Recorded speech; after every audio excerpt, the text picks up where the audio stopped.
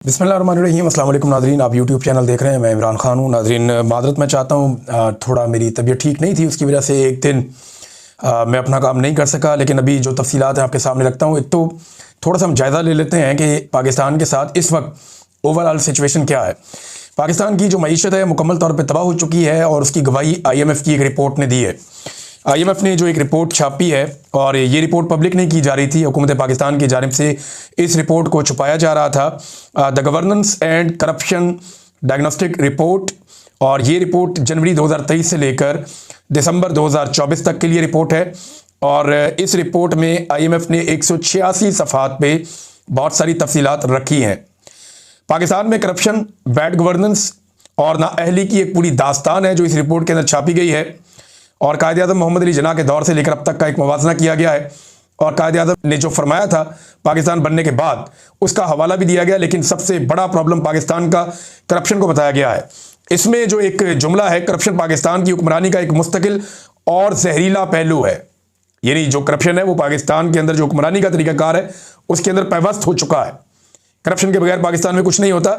ये मुस्तकिल भी है और बहुत जहरीला पहलू भी है। पाकिस्तान में कोई बेहतर फैसले नहीं हो रहे, गवर्नेंस बहुत बुरी है, लेकिन इसके बावजूद पाकिस्तान में पोटेंशियल मौजूद है। अगर पाकिस्तान सही तरीके से गवर्नेंस करे तो 5 से लेकर 6.5% तक GDP में पाकिस्तान इजाफा कर सकता है।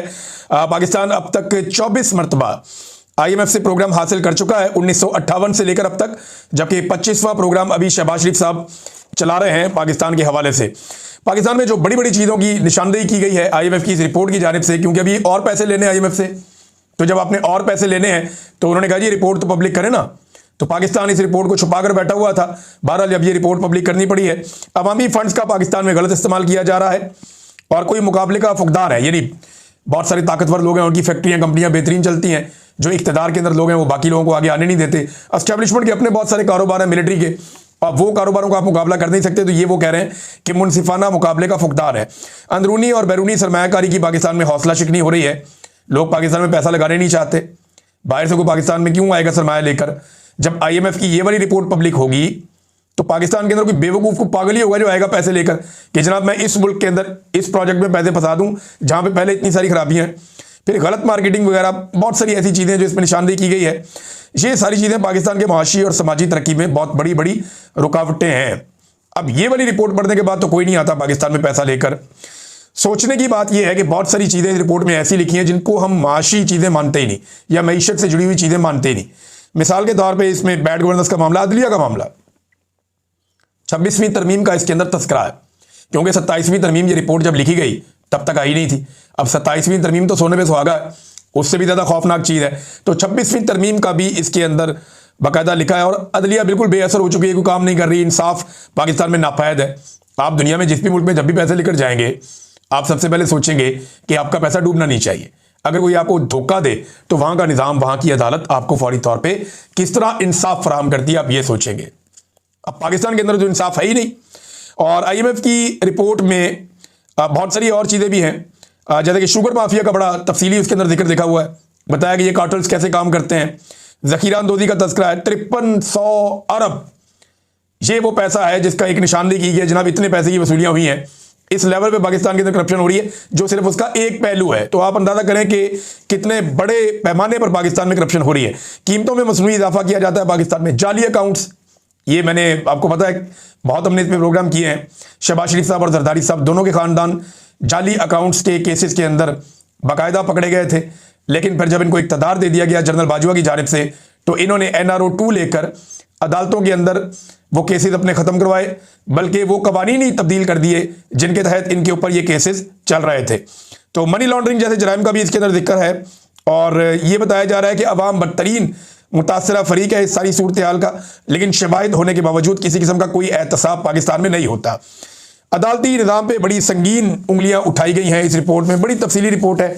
चंद चीज़ें मैं आपको इसमें और बताता हूँ। तमाम स्टेक होल्डर और हुकूमत की आंखें खोलने के लिए वैसे रिपोर्ट काफ़ी है और ये एक ऐसी हकीकत है जिसे हम तस्लीम नहीं कर रहे। नॉर्मली ये बहुत सारे लोग इसके बारे में लिख रहे हैं, सारा चट्टा खट्टा IMF ने खोल कर रख दिया। मौजूदा हुकूमत का तो ये एक चार्जशीट है मुकम्मल तौर पे, क्योंकि ये IMF के साथ एक मुआहदे के अंदर है। और इस रिपोर्ट में जो सबसे खतरनाक बात है वो ये है कि अदलिया और अदालती निज़ाम पूरी तरह से पाकिस्तान में बलडोज हो चुके हैं। और करप्शन पूरे समाज और माशरे का एक लाजमी हिस्सा करार दी गई है इस रिपोर्ट के अंदर। यानी इतनी पाकिस्तान में करप्शन है कि इसकी कोई इंतहा नहीं है और हर लेवल के ऊपर करप्शन है और करप्शन को ठीक करने के लिए कोई निज़ाम भी नहीं है। इमरान खान साहब जो करप्शन के खिलाफ बात करते थे, वो वाहिद आदमी था पाकिस्तान की सियासतदानों में जो कहता था कि सख्त एहतसाब होना चाहिए करप्ट लोगों का, उसको उठाकर जेल में डाल दिया और बाकी सारे वो लोग जिनके ऊपर करप्शन के मुकदमात हैं उन सबको लाकर हुकूमत में बैठा दिया। और ये किया पाकिस्तान की मिलिट्री एस्टेब्लिशमेंट ने। अब मईशत तो मुकम्मल तौर पर तबाह हो गई। अमेरिका पाकिस्तान का वाइट सहारा है जो IMF से पैसे वैसे लेकर देता है, कर्जा वर्जा लेके अपना मुल्क चला रहे हैं। और अमेरिका के कहने के ऊपर इसराइल की हिफाजत की जिम्मेदारी भी पाकिस्तान लेने जा रहा है। हाल ही में पाकिस्तान ने वोट किया ना अक़वाम मुत्तहिदा में स्टेबलाइजेशन फोर्स के लिए डोनाल्ड ट्रंप के नुकात पे। तो उस फोर्स का मकसद ये है कि इसराइल को तहफ़्फ़ुज़ फराहम करना और इसराइल के लिए किसी किस्म का कोई खतरा बाकी ना रहे। और इंसानी हकूक़, आइन और अवामी मैंडेट की खुली खिलाफ वर्जियाँ पाकिस्तान में हो रही हैं। चीन से भी हमारी अब दूरी हो गई है। यानी पाकिस्तान के इर्द गिर्द जितने भी मुल्क हैं तकरीबन तमाम से हमने अपने मामला ख़राब कर लिए हैं। इस वक्त अफगानिस्तान और भारत बहुत तेज़ी से करीब आ रहे हैं। अभी कोई और अफगानी वजीर जो है वो भारत पहुंचे हुए हैं और तजारत के ऊपर बातचीत हो रही है। और भारत और अफगानिस्तान के करीब आने से पाकिस्तान को प्रॉब्लम होनी चाहिए। उसकी वजह यह है कि एक के साथ पाकिस्तान की मशरकी सरहद है और दूसरे के साथ पाकिस्तान की मगरबी सरहद है। इन दोनों सरहदों के ऊपर खतरात पाकिस्तान मोल नहीं ले सकता। पाकिस्तान ने हमेशा से अफगानिस्तान के साथ अच्छे ताल्लुकात रखने की कोशिश की है, मगर मौजूदा दौरे हुकूमत में ऐसा नहीं हुआ। पाकिस्तान अमेरिका को खुश करने के लिए अफगानिस्तान के साथ भी एक अजीबोगरीब पंगे में जा चुका है। डोनाल्ड ट्रंप ने चंद बयान तो दिए जिसमें भारत को तकलीफ हुई, लेकिन इस वक्त अमेरिका और भारत एक बड़े तजारती मुआहदे के करीब पहुंच चुके हैं। और अगर उन्होंने ये तजारती मुआहदा कर लिया, देखें इंडिया और अमेरिका के बीच में ये जो तजारती मुआहदा ये इतना टाइम क्यों ले रहा है, जरा इसको समझें आप। भारतीय जो सियासतदान है वो अपने मुल्क का फायदा सोचते हैं। वो ये सोच रहे हैं कि एक एक चीज के ऊपर, एक एक बात के ऊपर वो नेगोशिएशंस कर रहे हैं। उन्होंने कोई भी चीज ऐसे हवा में नहीं करनी।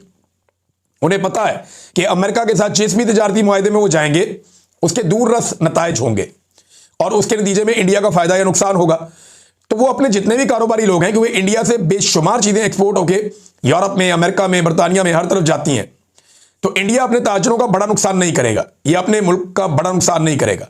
वो किसी ऐसी डील की तरफ जाएगा जहां पे इंडिया को नुकसान ना हो और अमेरिका के साथ एक नफा बख्श उनका तजारती मुआहदा हो जाए।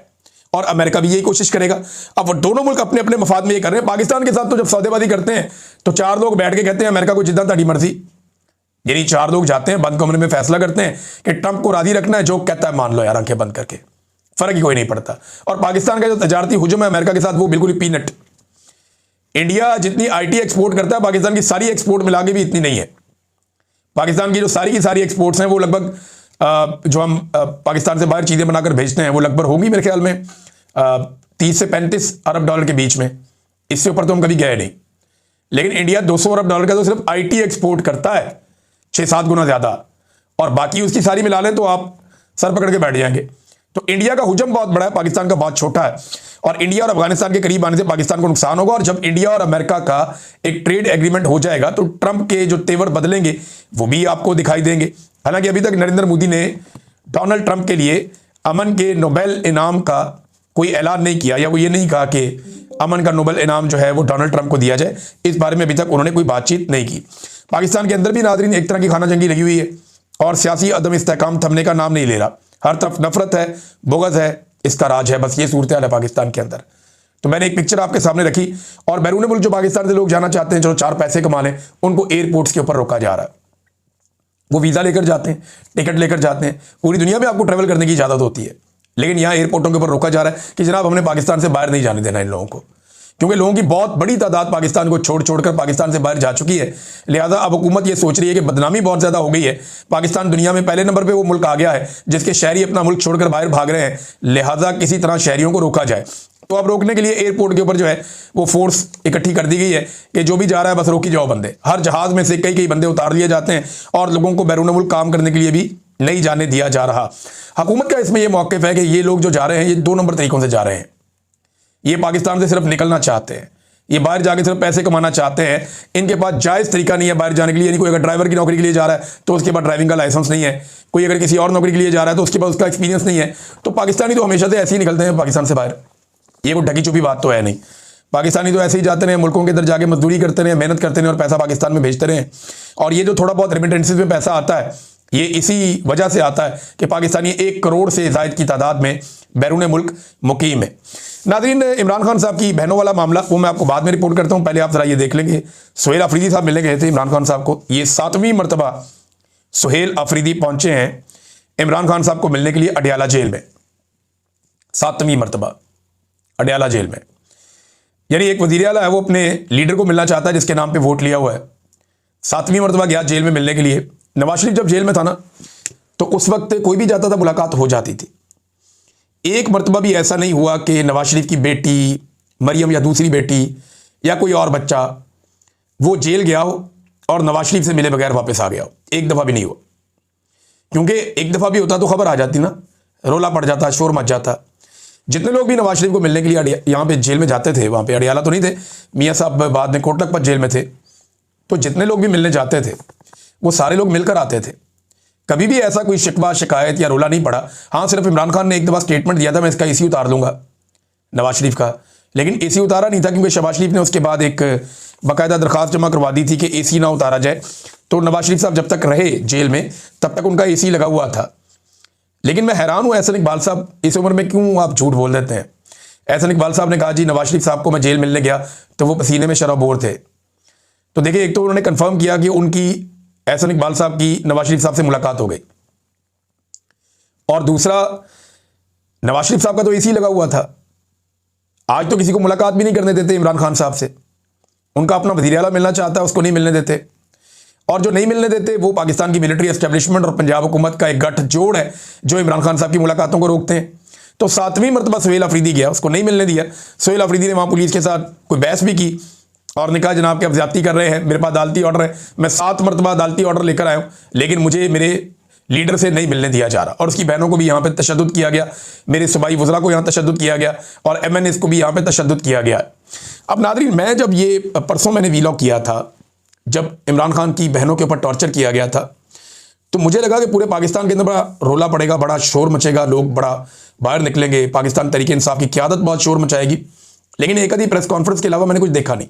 हाँ, सोशल मीडिया पे लोगों ने बड़ा रोला डाला, लेकिन इमरान खान साहब की बहनों को मार पड़ने पर, उनके साथ खींचातानी करने पर, उन्हें सड़क पे बालों से पकड़ के घसीटने पर पाकिस्तान तहरीक इंसाफ का सोशल मीडिया पे रद्दअमल अच्छा रहा, लेकिन प्रैक्टिकली कोई ऐसा रद्दअमल नहीं आया। सिर्फ लाहौर में मैंने यूथ विंग के नौजवानों की एक रैली देखी है आज के दिनों में, जो उन्होंने निकाली और निकाल के उन्होंने एहतजाज किया, और उन्होंने इमरान खान साहब की बहनों की तस्वीरें और इमरान खान की तस्वीरें उठाई हुई थी, वो वहाँ पर एहतजाज कर रहे थे।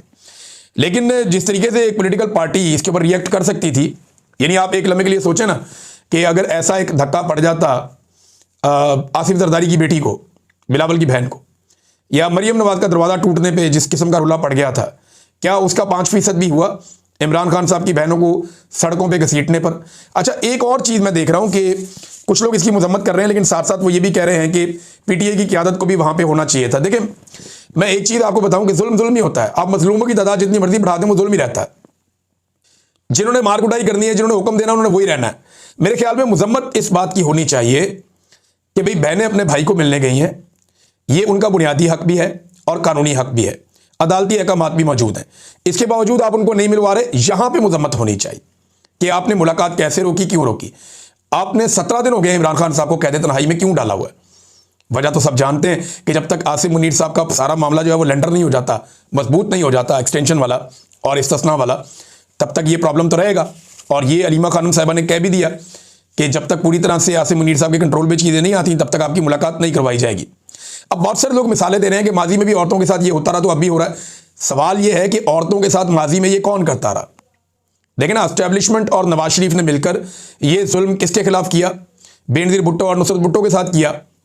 इसी तरह जो मरियम नवाज के साथ वाहिद वाक़या हुआ, जहां मरियम नवाज के होटल का दरवाज़ा तोड़ा गया, तो वो 2 सेक्टर कमांडर उसके अंदर इन्वॉल्व थे और एजेंसियां उसके अंदर इन्वॉल्व थी, कोई सियासी हुकूमत नहीं थी। क्योंकि अगर हुकूमत को आपने उसमें दबाना है तो वहां तो पाकिस्तान पीपल्स पार्टी की हुकूमत थी सिंध के अंदर, जहां मरियम का दरवाज़ा टूटा था।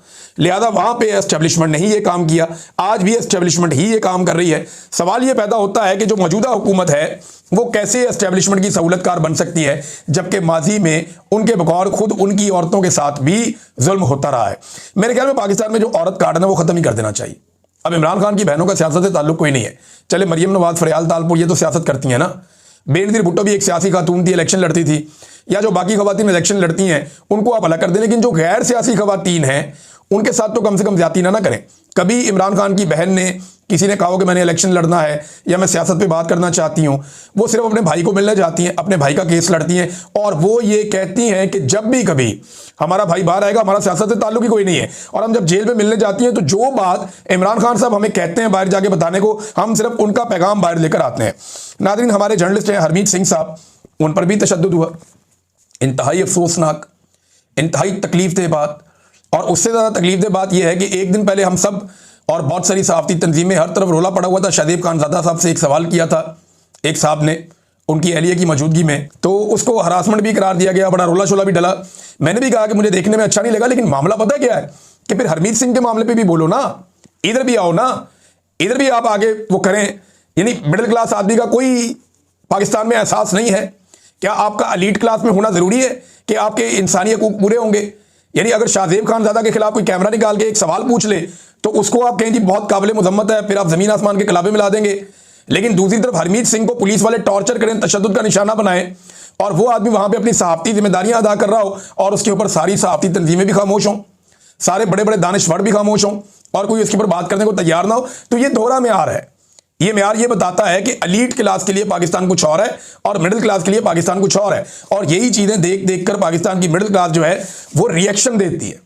पाकिस्तान की मिडिल क्लास जो है उसका गुस्सा ये चीजें देख देख कर बढ़ता है और लगातार बढ़ता चला जा रहा है। नाज़रीन, अब ताहिर अशरफी साहब भी लॉन्च हुए, वो आए और बार बार लॉन्च होते हैं। ताहिर अशरफी साहब की ये खूबी है कि वो एस्टेब्लिशमेंट के हमेशा करीब रहते हैं, जो भी हुकूमत आती है उस हुकूमत का हिस्सा रहते हैं, और जब कोई हुकूमत चली जाती है उसके खिलाफ जब एस्टेब्लिशमेंट हो जाती है तो वो उस हुकूमत के खिलाफ भी बात करते रहते हैं, लेकिन हमेशा अपने लिए इतनी गुंजाइश रखते हैं कि जैसे ही वो हुकूमत दोबारा आ जाएगी तो मैं इसके साथ भी जाकर बैठ जाऊंगा। मुझे अच्छी तरह याद है ताहिर अशरफी साहब बहुत भाग दौड़ कर रहे थे, बहुत परेशान थे जब इमरान खान साहब की हुकूमत गिरने वाली थी। हर एक को फ़ोन करते फिरते थे कि अब क्या होगा, अब क्या होगा, क्योंकि वहाँ पर भी ये ओहदेदार थे। लेकिन जैसे ही इमरान खान साहब की हुकूमत चली गई तो फिर इन्होंने दूसरी तरफ अपने मामलात बना लिए। वैसे भी इनके जो अरब हुक्मरान हैं उनके साथ अच्छे मामलात हैं, उनके साथ जाकर मिलते हैं और उनके साथ ताल्लुकात इन्होंने कुछ बनाए हुए हैं, जिस बिना पर पाकिस्तान में भी इनको पजीराई मिल जाती है। अब ताहिर अशरफी साहब जो हैं वो, लेकिन वो ये साबित करना चाहते हैं कि पाकिस्तान तहरीक इंसाफ या पाकिस्तान का सोशल मीडिया फौज का दुश्मन है। नहीं, ऐसा नहीं है। ताहिर अशरफी साहब अगर ये लोग फौज के दुश्मन होते ना तो जब इंडिया पाकिस्तान की लड़ाई हुई थी तो सारे के सारे पाकिस्तानी फौज के साथ ना खड़े होते। ये फौज के दुश्मन नहीं है, ये जर्नैलों की गलत पॉलिसियों के नाकिद हैं। ये तनकीद कर रहे हैं मिलिट्री एस्टेब्लिशमेंट की गलत पॉलिसियों की। अगर ये पॉलिसियां ठीक हो जाए तो फौज से किसी को क्या दुश्मनी है? कोई नहीं है। यानी मुमकिन नहीं है ना। फिर इमरान खान तो कहता है कि मुल्क भी मेरा है, फौज भी मेरी है। इमरान खान तो साफ बात करते हैं मेरा मुल्क है, मेरी फौज है। वो तो दोनों चीज़ों को ओन करते हैं। ये ना एक बारीक वारदात है जो बार बार डाली जाती है। जब भी किसी जर्नैल की सियासत के ऊपर तनकीद की जाए तो इस किस्म के लोग सामने आकर ये कहना शुरू हो जाते हैं नहीं ये फौज के ऊपर तनकीद हो रही है। नहीं, फौज तो बेचारी ना 3 में ना 13 में, वो बेचारे अपनी ड्यूटी करें। ये तो वो वेले लोग हैं जो बंद कमरों में बैठ के मुल्क के मुस्तकबिल के फैसले अपने जाती मफाद के अंदर कर देते हैं। अब अगर जवाब देना है या कोई बात करनी है तो ताहिर अशरफी साहब को बात करनी चाहिए इस बारे में कि इस्तिस्ना जायज़ है या नाजायज़ है, इस्तिस्ना शरई है या गैर शरई है, इस्तिस्ना आईनी है या गैर आईनी है। क्योंकि बड़े बड़े उलमा इकराम ताहिर अशरफी समेत इस मामले में भाग गए। बड़े बड़े आलम दीन ये कह चुके हैं, तो मुफ्ती तकी उस्मानी साहब हों, ताग मसूद साहब हों और जवार बहादुर साहब हों, गामदी साहब हों या दीगर और बहुत सारे उलमा इकराम, मैं नाम लेना भूल जाऊंगा, अल्लामा राजा नासिर अब्बास साहब हों या बहुत सारे और उलमा इकराम, वो ये कैटेगोरिकली साफ साफ कह चुके हैं कि ये गैर शरई और गैर इस्लामिया इस्तिस्ना, ये एक शिर्क के मुतरादिफ भी करार दिया बात लोगों ने। तो ताहिर अशरफी साहब इसके ऊपर बात नहीं कर रहे। आपको इस पे बात करनी चाहिए कि आईने पाकिस्तान में इस किस्म की गैर इस्लामी और गैर शरई शिक को शामिल करने का क्या जवाब है, ये होना चाहिए या नहीं होना चाहिए, करारदाद मकासद क्या कहती है। लेकिन ये आईने पाकिस्तान का हिस्सा है, करारदाद मकासद ये बेसिक है और सेट पैटर्न है कि जब भी कोई चीज़ इस्लामी उसूलों के खिलाफ आइन का हिस्सा बनाई जाएगी तो वो आइन नहीं बन सकती, वो आइन का हिस्सा हो ही नहीं सकती। इस्लामी उसूलों के खिलाफ कोई भी चीज़ आइन का हिस्सा नहीं हो सकती। यानी जो इस्तिस्ना है, ताहयात इस्तिस्ना, ये गैर इस्लामी और गैर शरई है, ये आइन का हिस्सा नहीं हो सकता। नाज़रीन, लाहौर में वकला ने एक बड़ा तगड़ा एहतजाजी मुजाहरा किया 27वीं आइनी तमीम के खिलाफ, और ऐसा लगता है कि आहिस्ता आहिस्ता वकला मोमेंटम पकड़ रहे हैं। अब ये वकला अगर मोमेंटम पकड़ लेते हैं और एक तहरीक खड़ी कर लेते हैं तो फिर हुकूमत के लिए एक नई मुश्किल सामने आ जाएगी। देखें, अपोजिशन तो पहले ही बहुत तुली हुई है, अवाम परेशान है, हर तरफ से लोग निकलना चाहते हैं, लेकिन जुल्म और फसादियत की वजह से लोग असम्बल नहीं हो पा रहे। और अगर वकला की तहरीक शुरू हो गई तो फिर लोगों को मौका मिल जाएगा बाहर आने का। तो हुकूमत एक चीज़ जो है उसको बांधती है, दूसरा कट्टा खुल जाता है। हुकूमत एक जगह से मामला कंट्रोल करती है, दूसरी जगह से मामला शुरू हो जाता है। एक बंद को बंद करती है, एक और बंद खुल जाता है। तो ये हुकूमत के ऐसा लगता है कि अगर 5 साल इन्होंने पूरे किए भी ना, तो वो इसी वर्जिश में, इसी एक्सरसाइज में इनके 5 साल पूरे हो जाएंगे। ये अवाम को या अपने आप को कोई रिलीफ नहीं दे पाएंगे, ये इसी तकलीफ और कर्ब के अंदर ही रहेंगे, क्योंकि इन्होंने अवाम के मैंडेट के ऊपर डाका डालकर ये जाली हुकूमत बनाई हुई है। नाज़रीन, अब तक के लिए इतनी, अपना ख्याल रखिएगा, अपने चैनल का भी। अल्लाह हाफ़िज़।